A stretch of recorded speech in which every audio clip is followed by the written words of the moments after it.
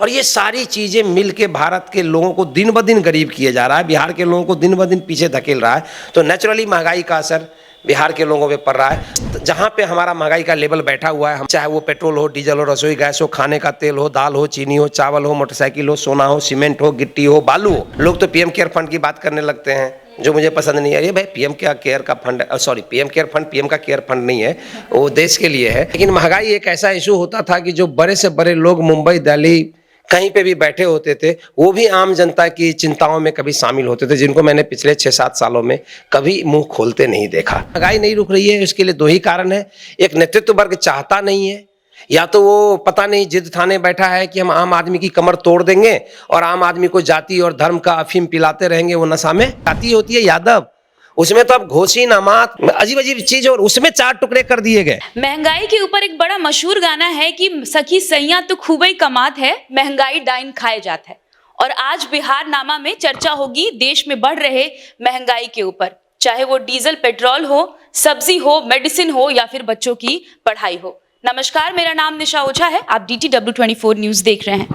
बिहार नामा के आज के इस एपिसोड में हम तमाम उन मुद्दों पर चर्चा करेंगे जिसकी वजह से 2014 से लेकर अब तक महंगाई बढ़ती आई है। कंपैरिजन भी करेंगे कि जिस चीज का दावा कर कर मोदी सरकार कुर्सी पर आई थी, चुनाव जीता था कि वो महंगाई को एकदम खत्म कर देगी, उसमें वो कितना ज्यादा सफल हो पाए हैं।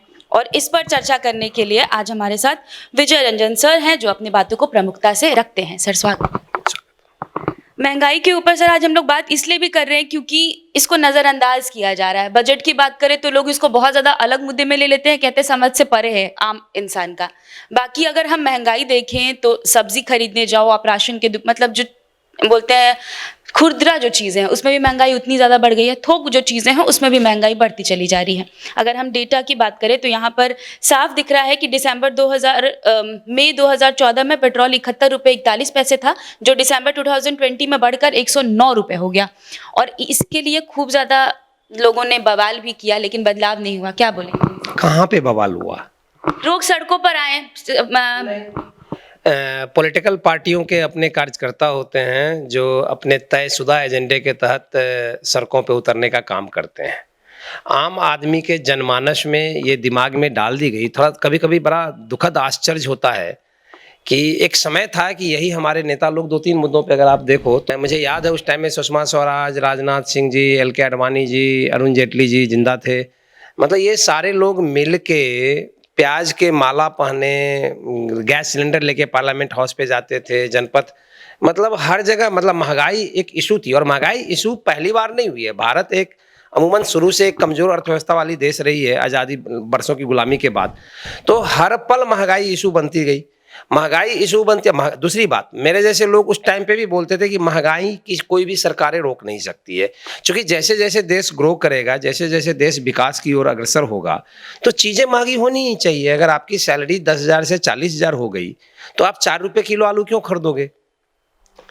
महंगाई का सीधा कनेक्शन है पर कैपिटा इनकम, कि अगर आपकी इनकम बढ़ रही है तो नेचुरली महंगाई बढ़ेगी। देश अगर 2022 में है तो महंगाई बढ़नी चाहिए।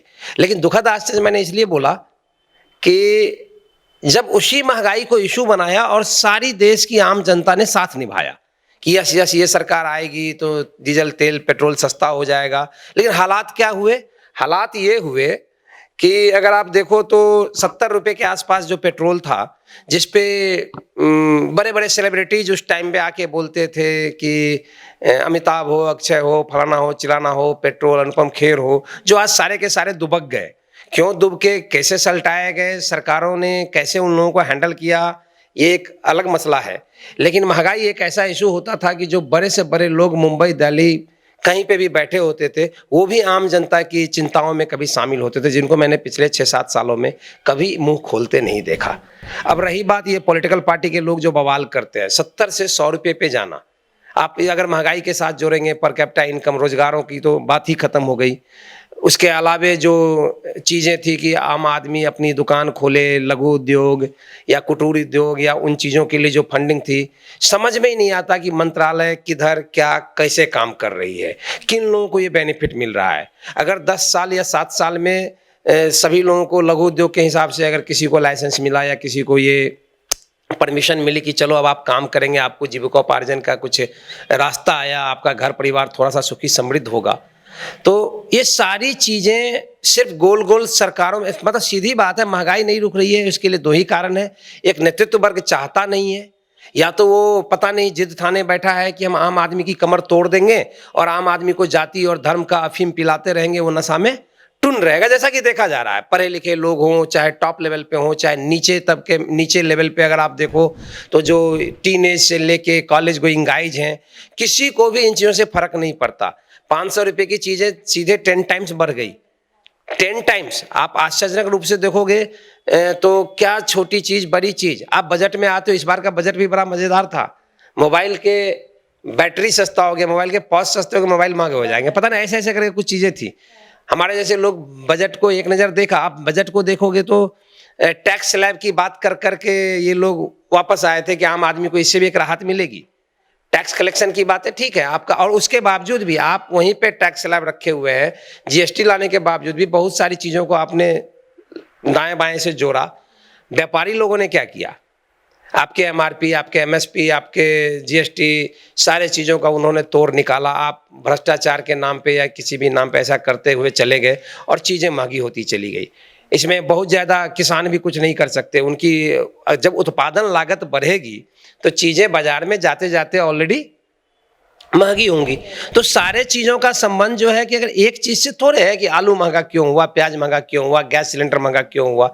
उत्पादन लागत तो हर जगह बढ़ी होगी, टेक्नोलॉजी बढ़ी, ये बढ़ेगी। ये चीज़ें मेरा मसला ये है, आपका मसला है कि महंगाई बढ़ रही है, महंगाई कंट्रोल करो। मेरा मसला ये है कि महंगाई न 2014 में कंट्रोल किया जा सकता था, न 2004 में, न 1994 में, न 1984 में। महंगाई एक स्वतः स्फूर्त चीज़ है जो विकास के साथ बढ़ती जाएगी, लेकिन न कारखाने में तूती की आवाज़, कोई सुनता नहीं इस बात को। जब आपका मनसा होगा, आपको किसी सरकार का विरोध करना होगा, तब महंगाई की बात सुन लेंगे। और आज जब आम जनता को यही महंगाई, जब लोगों के पूरी की पूरी मतलब पैंट ढीली हो गई है, या समझो घर की हालत खस्ता हाल हो गई, माली हालत बिल्कुल बिगड़ चुकी है, खासकर कोविड के इफेक्ट के बाद, जब लोगों के आम गरीब जनों के जब रोजगार कभी आते हैं कभी जाते हैं, जैसे कोविड आता जाता है वैसे उनके रोजगार पे भी इफेक्ट पड़ा, उनके रोजगार अस्थायी तो भरे नहीं रह गए। उस हालत में हालत ये हुई, उसके बावजूद भी जब आज कोविड तो आज आया है, 4 साल पहले भी जब महंगाई की बात होती थी, जब पेट्रोल डीजल की बात होती थी, और पेट्रोल डीजल से रिलेटेड एक बात और, अभी आप 109 रुपया बता रहे हो एवरेज। सच्चाई ये है कि यूपी, ये जो 5 स्टेट के चुनाव जब तक घोषणा नहीं हुई थी, उससे पहले वो ऑलरेडी 10-15 रुपया और उसमें एडेड था, और चुनाव के टाइम में उसको घटाया गया। अब सरकारें बोलेंगी जब चुनाव खत्म हो जाएगा, क्रूड ऑयल महंगा हो गया, तब हम डीजल पेट्रोल फिर बढ़ाएंगे, डीजल पेट्रोल फिर बढ़ेगा। जब उत्पादन लागत के साथ फिर ढुलाई लागत भी तो देखोगे ना आप, आवाजाही जो चीज़ें एक जगह से दूसरी जगह पे जाएंगी, अगर वो डीजल पेट्रोल महंगी होती चली जाएंगी तो ऑटोमेटिकली महंगाई बढ़ेगी। ये सारी चीज़ें ऐसा नहीं है कि इस सरकार ने जनित किया है, ये चीज़ें बरसों से चली आ रही है। इसका समाधान ढूंढने के लिए कोई भी नेतृत्व वर्ग तैयार नहीं है, आम आदमी मरता रहेगा। इस नेतृत्व वर्ग ने इतना किया है कि आम जनता को महंगाई से फर्क नहीं पड़ता है। वो हिंदू, मुस्लिम, भारत, पाकिस्तान, देशद्रोह, राष्ट्रद्रोह, देशभक्त, इसमें उलझ के वो कहते हैं कि देश का सवाल है, देश का सवाल है। 100 रुपये पेट्रोल नहीं लोगे, 100 रुपये पेट्रोल पियोगे क्या, गाड़ी नहीं चढ़ेंगे, साइकिल चढ़ेंगे, ये करेंगे वो करेंगे। तो टेक्निकली खराबी वहाँ पे है कि एक मास वर्ग के दिमाग में ये बात डाल दी गई कि वो डाल दिया महंगाई, तो महंगाई के नाम पे सरकार चली गई। इन्होंने डाल दिया कि महंगाई का कोई मतलब नहीं है, देश के लिए कुर्बान हो जाओ, तो देश के लिए लोग कुर्बान हो रहे हैं, महंगाई तो बढ़ेगी।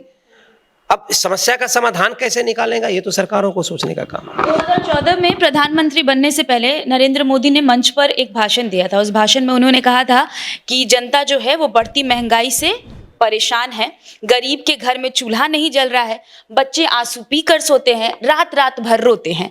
इस पर उनको ट्रोल किया जा रहा है। उनके उस ट्वीट को अब रीट्वीट करके लोग बोल रहे हैं चलिए उस टाइम रोने भर तो छोड़ा था सरकार ने, अब आपने हम लोगों को रोने भर भी नहीं छोड़ा। इस पर आप क्या कहेंगे? ये तो ऑलमोस्ट मैंने बोल दिया कि सुषमा स्वराज, राजनाथ सिंह, अरुण जेटली, सारे बीजेपी के तमाम कद्दावर नेता, जब मनमोहन सिंह और उसकी सरकार भारतवर्ष के समस्त जीडीपी ग्रोथ को बढ़ाने में या जिसकी भी वजह से थोड़ा बहुत ऊपर नीचे करके वो अपने उनकी इकोनॉमिक पॉलिसी पे उंगली उठा के, चाहे आप महंगाई की बात करो, चाहे काले धन की बात करो, और इन लोगों ने ये घोषित रूप से बोला। अब ये तो समझ से परे है कि एक जो नैरेटिव आपने सेट किया हर आदमी को 15 लाख मिलेगा, हम काला धन वापस लाएंगे, कितने काला धन वापस आए, वो लोग कहाँ हैं? हम इससे पहले भी कई दफे बताए हैं, क्या रॉबर्ट वाड्रा, क्या लालू, क्या मुलायम, क्या मोदी, क्या अमित शाह। काले धन तो सबके पास है ना, लेकिन आप उन छोटे छोटे चीजों, और रही बात आम जनों के रोने की बात और इन लोगों के स्लोगन की बात, तो इनके स्लोगन्स ऐसे ही निकलते हैं, आम जनता को खांचे में फिट कर दिया। वो जिस जाति, जिस धर्म, अगर उससे बाहर आप हैं तो आप उस पर एक शब्द नहीं बोलेंगे, घर में आप रोएंगे, बाल बच्चा के आकांक्षाओं को आप मारेंगे, आप उनके कैरियर में अगर किसी कहीं पे पैसे की वजह से, क्योंकि हर जगह पैसे की जरूरत पड़ती है, हर जगह महंगाई का असर होता है, वो स्कूल फीस से लेके आपका ट्रांसपोर्ट फीस से लेके, आप कहीं पब्लिक ट्रांसपोर्ट से सफ़र करते हैं, आप ट्रेन में सफ़र करते हैं, आप कहीं होटल में जाते हैं, आप एग्जाम देने जाते हो, युवा पीढ़ी हो, बुजुर्ग पीढ़ी हो, आप इलाज के लिए जाते हैं, आप कहीं पे भी जाएंगे तो महंगाई आपको हिट कर रही है। एक तो आपकी इनकम नहीं है, और बिहार जैसे जगहों पे तो और भी परेशानी है, सैलरी 6-6 महीना नहीं दे पाते हैं नीतीश कुमार जी, दिन रात विकास विकास विकास, सुशासन, क्या क्या बातें करते हैं, लेकिन लोगों की सैलरियां 6-6 महीने नहीं है। नौकरी पेशा लोग महाजनों से कर्जा लेके अपना जीवन यापन करते हैं, नौकरी पेशा लोगों की मैं बात कर रहा हूँ, आम जन की तो बात ही छोड़ दो, वो महाजनों के चंगुल में। इस पे एक रिसर्च की अलग विषय बात है कि भारतवर्ष में खासकर गरीब स्टेट्स में, तो गरीब स्टेट तो हमारे नीतीश जी ने, विपक्ष ने, सबने मिलकर घोषित कर दिया कि हम बिल्टे हुए लोग हैं, हमको बिना विशेष दर्जा का आगे बढ़ना मुश्किल है। तो अब अगर मेरे किसी को बोल देने से गरीब देश या गरीब राज्य अगर हम बोलते हैं, और उसके बाद कोई उनके पक्षधर या समर्थक आके बोलेंगे अरे क्या बात करते हैं, सुशासन और विकास, 15 साल में तो नदियां बह गई, गंगा बह गई, सरस्वती बह गई, भैया कैसे बह गई? नहीं बही ना। आपने उगाही के तमाम रास्ते ढूंढे, लीगल और इलीगल, आपने सरकार और सरकारी अमला और उनके लोगों का पेट भरने के लिए, उनका मजबूती के लिए आपने तमाम विकल्प, तमाम रास्ते पे, लीगल इलीगल, सारे रास्तों पे आपने ढूंढा। आम जनों के पॉकेट में पर कैपिटा इनकम उनका कैसे बढ़ेगा, इसके लिए किसी ने सोचा? तो उनके स्लोगन का तो कुछ बात ही नहीं है, वो तो लाजवाब इंसान है। सदियों में कभी कभी मोदी जी जैसे लोग पैदा होते हैं, मैं भी इस चीज़ को अब स्वीकार करता हूँ, वो लाजवाब इंसान है, उनका कोई जवाब नहीं है। वो कभी कभी समझ में नहीं आता देश के प्रधानमंत्री हैं या देश के प्रचार मंत्री हैं, तो है बहुत सारा कन्फ्यूजन है उनके बारे में, मुझे कन्फ्यूजन है, लेकिन थैंक गॉड भारत की जनता उनको भीष्म पितामह राम जाने क्या क्या मानती है। उनको अभी भी आशा है, हमें भी आशा है कि वो किसी न किसी दिन भारत के तारनहार बन के आएंगे, आशा है। अभी तक आपने कुछ भी ऐसा नहीं किया, आपके सारे लीगल, अगर आप महंगाई को इकोनॉमिक्स से जोड़ो, इकोनॉमिक्स से अगर आप जीएसटी को जोड़ो, नोटबंदी को जोड़ो, या कोई ब्लैक मनी को जोड़ो, अगर सारी चीज़ें, तो मुझे नहीं लगता कि किसी भी प्लेटफॉर्म पे बीजेपी का कोई भी आदमी बगैर थेथरोलॉजी के इन चीज़ों को सही स्टेप साबित कर सके। 2014 का अगर आप वो स्लोगन याद करेंगे जो उन्होंने कहा था कि बहुत हुई जनता पर महंगाई की मार, अब की बार मोदी सरकार, तो ये सबसे बड़ा कटाक्ष बनकर सामने आया है लोगों के बीच। और 2014 में यूपीए का हार का सबसे बड़ा कारण था सर बेरोजगारी, लेकिन महंगाई और बेरोजगारी और महंगाई दोनों। लेकिन अब तक आपको लग रहा है कि 7 साल बीत जाने के बाद भी बीजेपी सरकार इसको पार कर पाई है, या अब भी हम उसी डेटा को खंगाल रहे हैं कि कब बेरोजगारी का दर जो है वो अच्छा हो पाएगा? निशा ओझा जी, आप बार बार चले जा रहे हो बीजेपी सरकार पे, और मेरे दिमाग में रहता है कि मैं बिहार नामा हूं तो मैं नीतीश कुमार और बिहार के लोगों की बात करूं। महंगाई तो पूरे उस पे नेचुरली मैं समझ सकता हूं। मेरे कहने का मतलब है, मोदी जी का जो भी नारा था बेरोजगारी रोजगार, वो उसको देश के संदर्भ में यथावत है। आप जितने भी बवाल देखो, जो भी देखो, बेरोजगारों की संख्या बढ़ती जा रही है, और ये जो विस्फोट, जिस विस्फोट के कगार पे है, चाहे उनकी सरकार आगे रहे, चाहे दूसरे जो भी सरकारें आए, मुझे नहीं पता इन चीज़ों को संभाला कैसे जाएगा, अराजकता को रोकी कैसे जाएगी। नतीजे के तौर पे अपराध जो बढ़ता है, महंगाई, या आप अगर आपकी इनकम कम है और आपका जीवन यापन या आपका मेडिकल, या जैसे हर आदमी तो महाजन से कर्जा नहीं लेता है ना, जो लड़का नाबालिग है, जो लड़का कम समझदार है, वो तैश में आके गलत हरकत भी तो उठा लेता है। वो स्नैचिंग से लेके किडनैपिंग, मतलब हर तरीके का, 2 पैसे आ जाएंगे। आप एक मोटरसाइकिल की चोरी की घटना को जोड़ो, क्या कोई शौक से करता होगा क्या?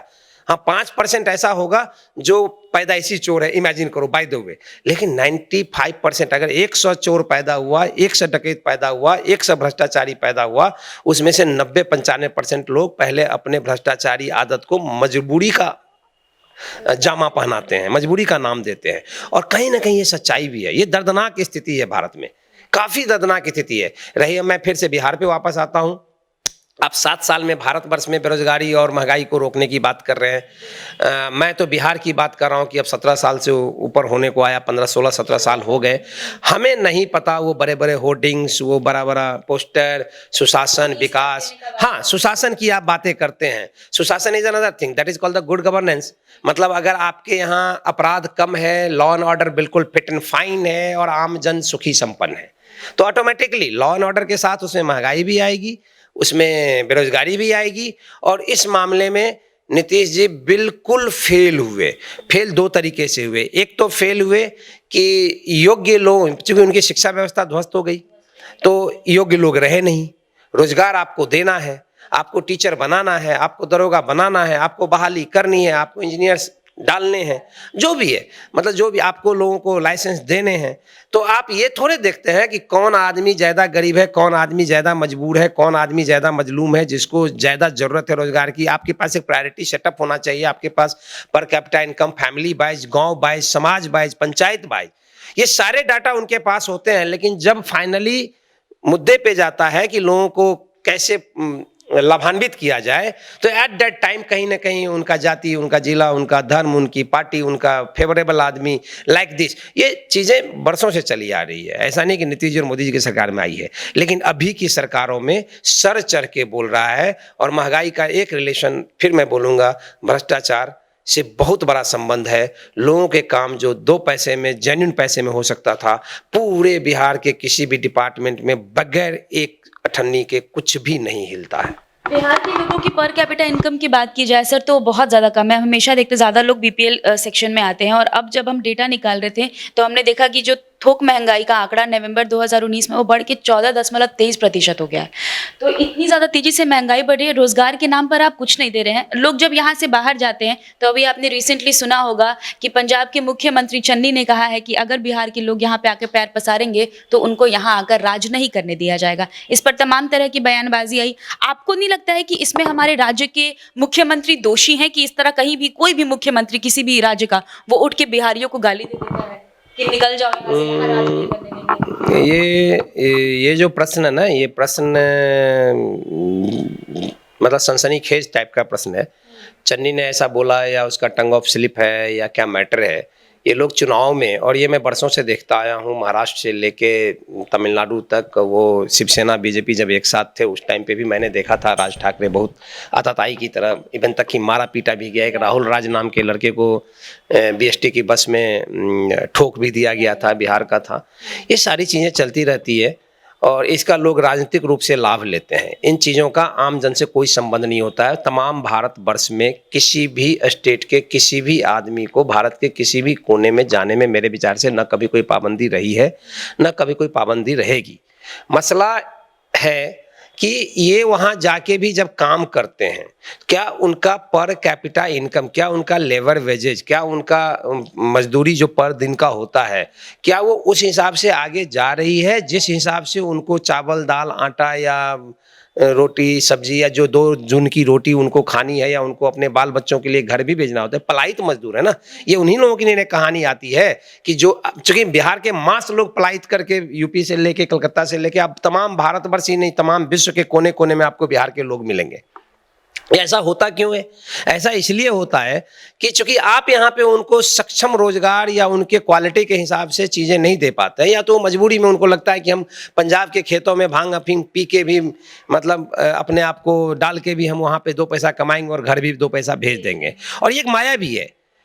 आप बिहार में काम तो दो, काम दोगे लोगों के पास पैसे आएंगे। महंगाई तो देखो, महंगाई बहुत जबरदस्त तरीके से बढ़ी है, इतना बढ़ने का कोई तुक नहीं था। इसमें आपके टैक्सों ने काम किया, आपके सारे टैक्सेशन पॉलिसी आपकी फेल है, चीज़ें महंगी हुई। और स्पेशली बेसिकली मैं बोलता हूँ पेट्रोल डीजल की महंगाई। पेट्रोल डीजल जैसे जैसे महंगा होगा वैसे वैसे सारी चीज़ें महंगी होगी, चूँकि सारा लागत, इवन तक कि अगर धान के खेत, गेहूं के खेत में पटौनी की बात हो या थ्रेसर की बात हो या दौनी की बात हो, हर जगह अब डीजल लगता है। बहुत ज़्यादा वो बैल और वो ह्यूमन इक्विपमेंट से नहीं लगता है। तो डीजल एक ऐसा चीज़ है और पेट्रोल एक ऐसी चीज़ है जिसका सीधा संबंध मालों की ढुलाई से लेके मालों की पैदावार तक, फसलों की पैदावार से लेके फसल या आपको दलहन तिलहन या साग सब्जी जो भी समझो, तो ये सारी चीज़ों से उसका संबंध है। ये चीज़ें बढ़ेंगी। आप इन चीज़ों को तो एक्सपोनेंशियल ग्रोथ दे दिया ना आपने। अरे वो तो 40 से 60 पे गया था, आप 60 से 120 पे चले गए, और उसको 40 से 60 पे जाने में उसको 20 साल लगा, आपको तो 7 साल भी नहीं लगा। तो चीजें तो महंगी होंगी, लोगों की इनकम बढ़ी नहीं। लड़ाई मेन मुद्दा है कि महंगाई के जरिए हम ये लोगों को बताना चाहते हैं कि भैया आप अपने हकों के लिए लड़िए, मुद्दों को पहचानिए। जाति धर्म और ये पार्टी और फेवरर, ये ब्राह्मण, ये राजपूत, ये यादव, ये मंडल, और हालात इतने गंभीर हो गए कि पहले सिर्फ अगरा पिछड़ा होता था, अब तो एक एक जाति में, एक जाति होती है यादव, उसमें तो अब घोसी नमात धानु अजीब अजीब चीज, और उसमें 4 टुकड़े कर दिए गए। आप हर जाति को, आप लोगों को इतने तरीके से बांट दिया गया है कि लोग इन चीज़ों के बारे में सोच नहीं पा रहे हैं। बस लोग जीवन की दुहाई देते हैं, भगवान से मांगते हैं। बहुत सारे लोगों को मैंने देखा है, हे भगवान ये मेरे को ऐसा जीवन क्यों दिया। भैया भगवान तो तुमको जीवन दे दिया, अब जिस समाज में, जिस सोसाइटी में तुम पले हो, उसमें आप महंगाई को कवर अप करके कैसे आगे बढ़ेंगे। और महंगाई को खत्म करना, महंगाई रुकने की चीज नहीं है। पहले एक सच्चाई को समझिए आप लोग, इकोनॉमिक्स है कि सीधी बात है कि अगर आपको ये सोचता है कि अब हमको 2 रुपये आटा मिले, ये बेवकूफ़ी है। महंगाई पे मेरा एतराज नहीं है, वो डे बाय डे चीजें बढ़ेंगी। आप भी जैसे साल में आप अगर 5% इंक्रीमेंट देते हो किसी को सैलरी में, या 5 से 10% आप अगर किसी का वो बढ़ाते हैं, क्या बोलते हैं, डेली वेजेज, महंगाई को उसी रेशियो। मसला यहाँ इनकम और महंगाई के रेशियो का डिफरेंस की वजह से लोग त्रस्त हैं, त्राहिमाम मचा हुआ है। और समस्या यह है कि आम जन में से मास लोग जो सरकार के समर्थक होते हैं, वो इन सारी चीजों को इग्नोर करते हैं। हमें कभी कभी समझ में नहीं आता कि आज नहीं तो कल तेरे भी बच्चे भुगतेंगे, अभी तुम भी भुगत रहे होगे। इसके मीम्स आते भी हैं सोशल मीडिया पे कि बाप का फटा है पैंट और वो कह रहा है क्या क्या करके, मुझे उस पर मैं बहुत ज़्यादा ध्यान देता नहीं हूँ। लेकिन मेरा सेंस ये है कि महंगाई को आप तभी कंट्रोल कर सकते हैं, महंगाई को कोई भी सरकार तभी कंट्रोल कर सकती है जब वो पर कैपिटा इनकम और महंगाई के बढ़ते हुए रेशियो के बीच के डिफरेंस को मेंटेन रखे। तो महंगाई धीरे धीरे बढ़ेगी, लोगों की इनकम भी धीरे धीरे बढ़ेगी, और एक समय हमारा देश राज्य जब तक एक व्यक्ति समृद्ध नहीं होगा, देश कैसे समृद्ध होगा। देश अंबानी, अडानी, मोदी, अमित शाह के बेटा या नीतीश कुमार या आरसीपी सिंह या बड़े बड़े लोग या लालू यादव या कांग्रेस के या राहुल गांधी के समृद्ध हो जाने से, उनके बड़ी बड़ी हवेलियों से देश का विकास तो नहीं होगा, देश की समृद्धि नहीं होगी। महंगाई कितनी भी बढ़ेगी, उन्हें क्या फर्क पड़ता। समाज में बहुत सारे ऐसे लोग होते हैं, हमारे समाज में बहुत सारे ऐसे लोग हैं, महंगाई हो गई तो हो गई। लेकिन सच ये है कि ये बड़े लोगों का ब्रैकेट खत्म हो चुका है निशा जी। समाज में पहले क्या होता था, lower class, middle class, lower middle class, upper middle class, मतलब हर 5-7 कैटेगरीज में बटा होता था, लोग समझ में आते थे। सच ये है, जिस तरीके से अराजकता फैली है महंगाई, अर्थव्यवस्था और रोजगार को लेके, उसमें एक समय आने वाला है 2 से 4-5 साल में, समाज में कोई नहीं बचेगा मिडिल क्लास। या तो लोअर क्लास होगा या तो अपर क्लास होगा, और बीच वाले सारे के सारे अपने आप को लोअर क्लास मान ले। वो चाहे अभी जिस गुमान में जी रहे हैं, चाहे अभी वो जाति धर्म के नशा में हो, चाहे जिस भी नशा में हो, समय आ गया।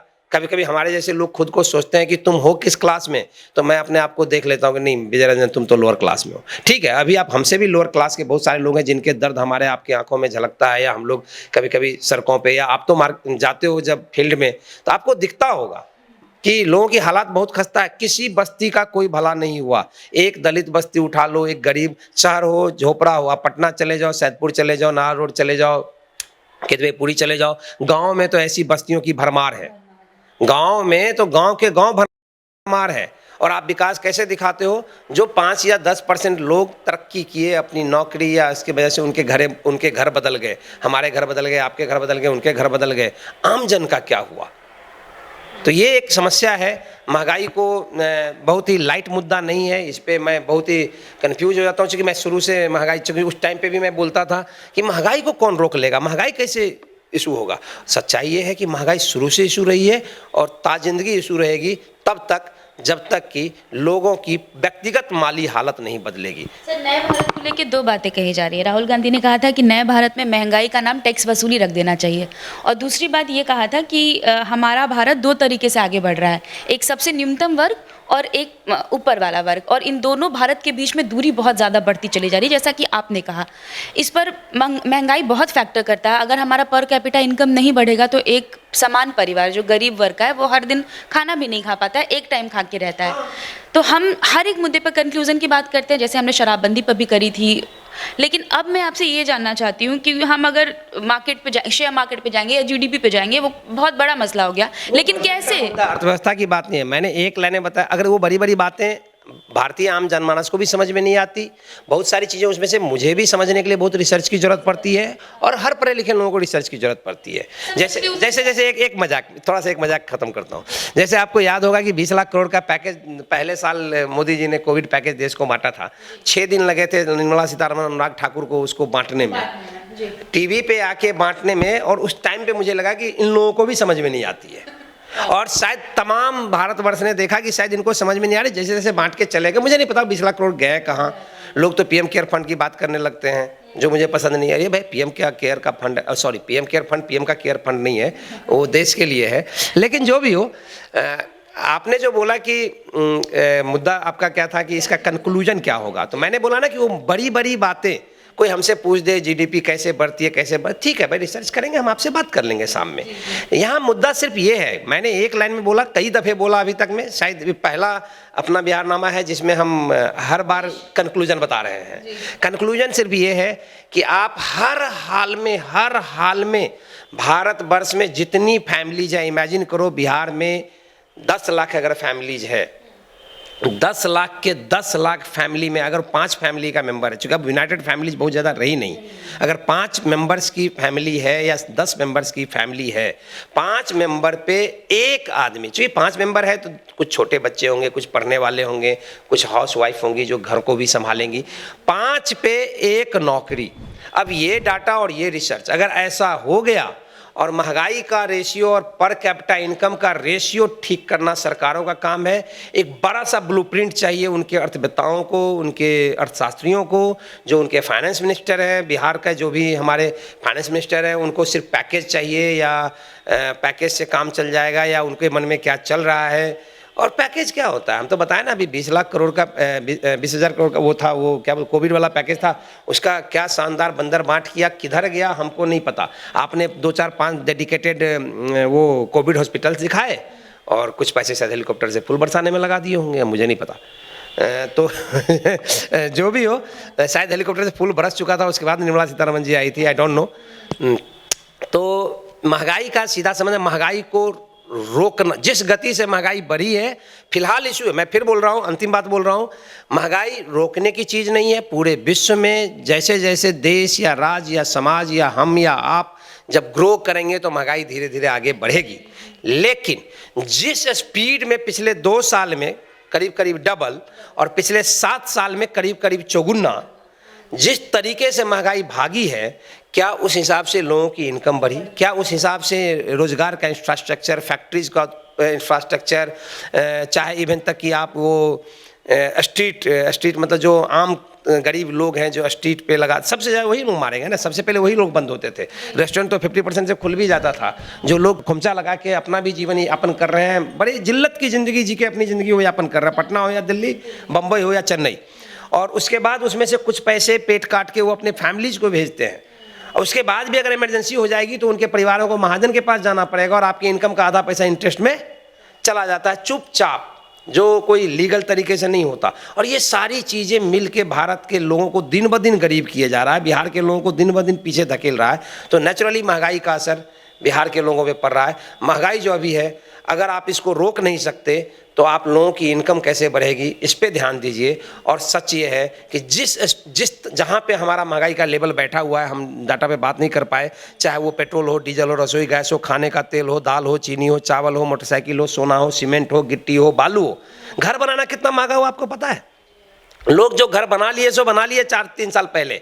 आप बालू माफिया को नकेल कसने के चक्कर में नीतीश जी क्या क्या कर बैठते हैं पता नहीं चलता है। कभी वो NHAI के चक्कर में जाते हैं। आप भैया, आपको सड़कें बनानी है, एलिवेटेड रोड बनानी है, या जो भी करना है आप बनाइए ना। आप कभी 4 चक्का, कभी 10 चक्का, कभी 12 चक्का का रूल लेके आते हैं, कभी बालू खनन पे रूल लेके आते हैं। जो 1200 रुपया में एक ट्रॉली बालू मिल जाती थी ना, अभी 8000 में नहीं मिलता। 200 रुपये का सीमेंट बैग अब 400 रुपये में मिलता है। ईंटें जो एक ट्रॉली मतलब 1000 ईंट जो 1500-2000 में मिल रहा था 2014 से पहले, वो अब 8000, 10000, 15000 में जा रही है। हालात ये हो गई कि जो लोग घर बना लिए सो बना लिए, अब जो बनाएंगे उनको अराजक तरीका से बनाना पड़ेगा। मतलब जो लोग दिस दैट करते हैं वो लोग बना पाते हैं। आप हर रोज भ्रष्टाचार पे, तो सीधी बात है मेरे को मतलब हर चीज़, बिल्डिंग मटेरियल्स को छोड़िए, गृह निर्माण को छोड़िए, चीनी दाल भी छोड़ दो, लेकिन कम से कम एकदम जरूरी एक आलू तो दोगे आप ढंग से, आटा तो दोगे, चावल तो दोगे। चलो ठीक है, लोग 5 वैरायटी का सब्जी गरीब आदमी नहीं खाएगा, वो भारत में पैदा हुआ, उनको हक नहीं है खाने का। उनको अपनी ताज जिंदगी, बीवी बाल बच्चा समेत, आप मूवी से लेके किताबों तक, पुरानी किताबों से लेके अभी तक अगर माली हालत देखेंगे, कभी कभी बहुत दर्द होता है कि आखिर हम 2022 के भारत हैं क्या? नहीं है। इसका कंक्लूजन बस यही है, महंगाई को रोकना है, पर कैपिटा इनकम बढ़ाने का रास्ता करिए, और जो भी चीज़ें आप कोई भी योजना अगर लेके आते हैं उसको भ्रष्टाचार मुक्त करिए।